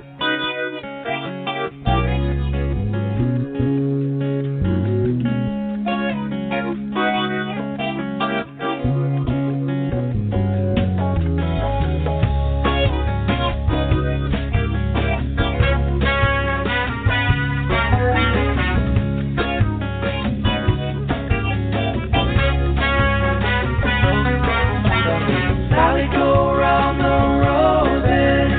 Sally, go round the roses. Sally, go round the roses. Sally, go round the roses. Hope this place can't hurt you. Hope this place can't hurt you. Roses, they can't hurt you. Roses, they can't hurt you. Sally, don't you go. Don't you go downtown. Sally, don't you go. Don't you go downtown. Not a thing in the whole wide world is another guy with your girl.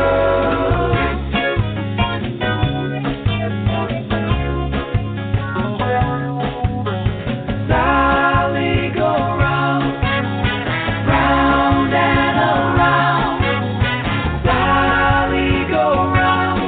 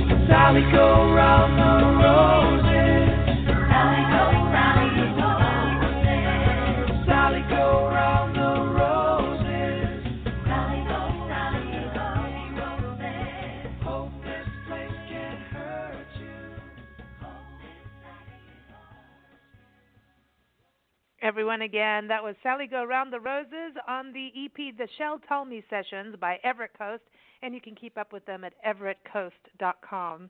I love that. That's one of those great songs versions. that sticks in your mind. It's an earworm. Okay. It's better than the superworm. Alrighty then. Speaking of superworms and crazy giant superweeds. Are you ready for a little cool Hollywood history I know what's coming. of plants in horror films? Mm-hmm. Oh, yeah, everybody, stay tuned. Here's some, no, this is a flashback. Steve did this, Steve Schneikert. This is a Hollywood history segment from a few years back, and take a listen. It's always good to dip into history and re-air some of this classic goodness. Enjoy.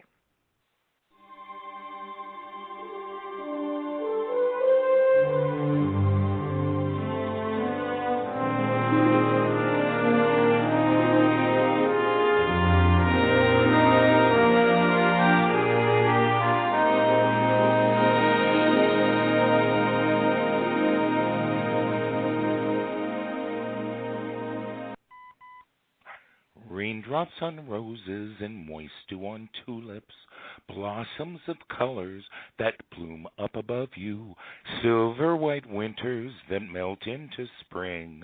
Horror and plants are my favorite things. You say potato, I say potato. You say tomato, I say tomato. Potato, potato, tomato, tomato. Lives are shattered. The nation is in chaos. Death and destruction sweeps the country. Attack of the killer tomatoes. This is the incredible story of the world's ultimate disaster. Vicious, man-eating tomatoes grow to monstrous proportions. Faced with this unprecedented menace, the president calls upon Mason Dixon, special agent. Join Mason Dixon in a race against time as he battles to save the world from the threat of nature's perfect eating machine, the next killer tomato. Attack of the killer tomatoes. You've never seen anything like it.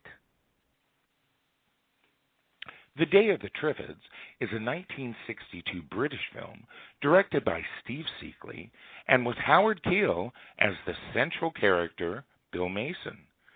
Triffids are tall plants capable of aggressive and seemingly intelligent behavior. They're able to move about by walking on their roots, appear to communicate with each other, and possess a deadly whip-like poisonous stinger that enables them to kill their victims and feed on their rotting carcasses.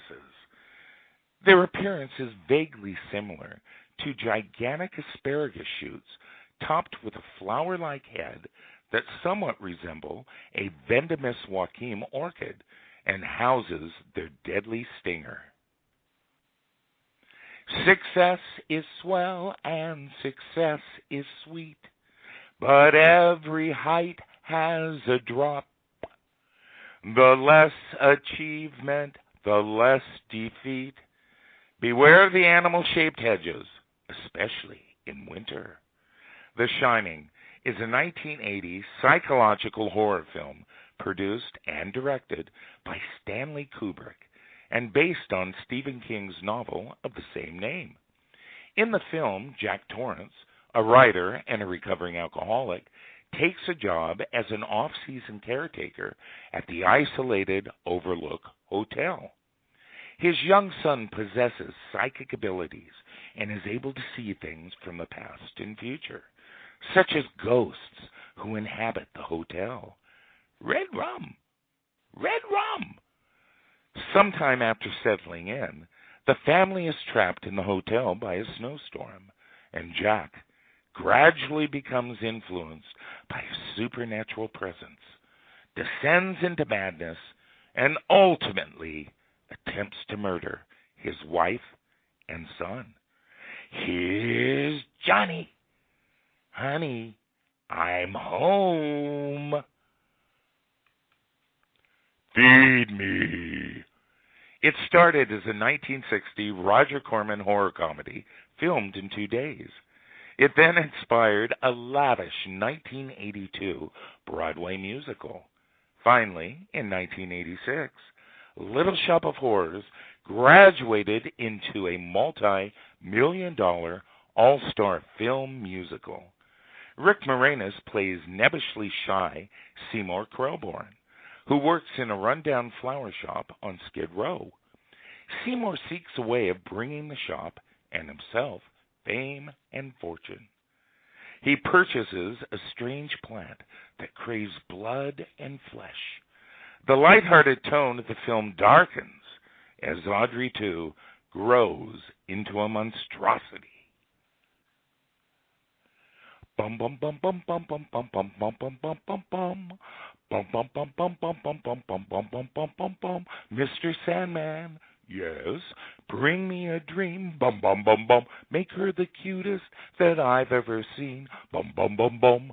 Invasion of the Body Snatchers is a quintessential black and white B-picture.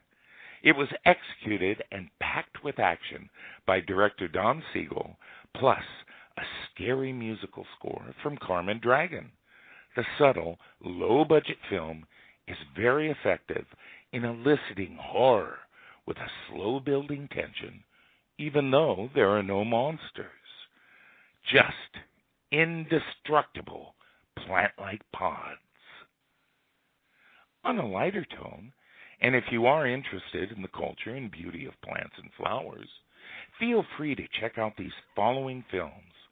Being There, Edward Scissorhands, Life with Father, The Secret Garden, Enchanted April, My House in Umbria, Howard's End, and the Harry Potter films.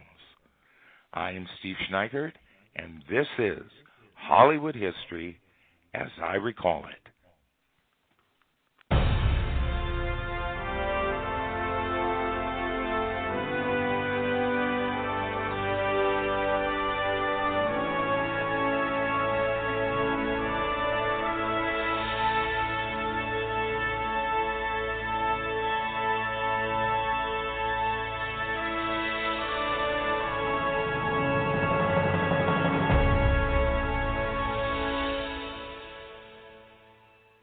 Hands down, one of my favorite Hollywood history segments from Steve Schneikert.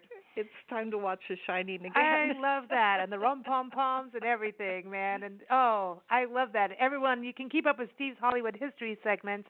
Just go to blendradioandtv.com, and you'll find him in our expert department. His segments are featured in Big Blend Radio and TV magazine, as well as our Parks and Travel magazine.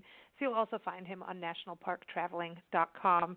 Good stuff, man. That's fun. That was fun. I know. I love replaying these ones from the past, you know, because they're brilliant. They really are. So, Nancy, I want to ask you, if you could take a 1-hour walk with anyone, alive or passed on, who would it be, and in what garden are you going to go walking? I'm going to go apologize to Eve in the garden. Oh, my gosh. So funny. I think I would like to take...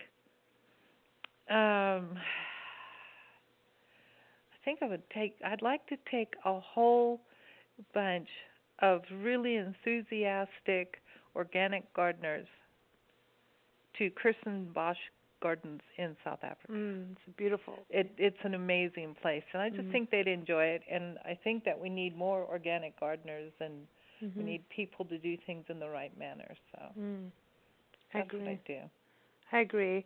I think that I would like to take an entire administration of this country that are so-called leaders, and I would like to take them for a 1-hour walk in Saguaro National Park during the spring, monsoon season, and show them the beauty of the desert when it flourishes in this beautiful green and all these wildflowers that go from spring through fall, and all these amazing habitats that we have, so that when they can see a desert like that and how it is just so amazing, or take them to Joshua Tree or any desert.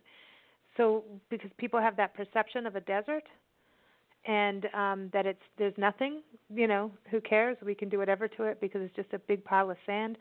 I would like to show the decision makers of our country that places like this, because I call it nature's garden. It's still a garden, the parks. Absolutely. How amazing it is and how vital it is to our communities. For sure. And so I'd like to take them for a walk through that and just have that conversation and show them things. And, because forests and coastal areas, all these places are precious and in trouble too. But I figure we take them to what is often least thought of, and that's the deserts. You know what I think should happen?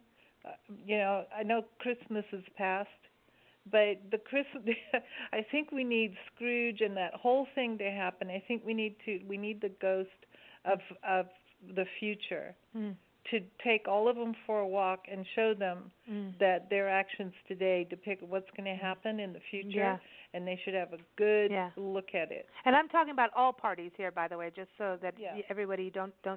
I'm not picking on one person. I'm picking on all parties, just so that people remember that understanding. Because I think you can be in an office too long and forget just the beauty of nature and how our lives depend on nature. So, or maybe you've been out of school so long you forgot how the world works. Yeah, it could be.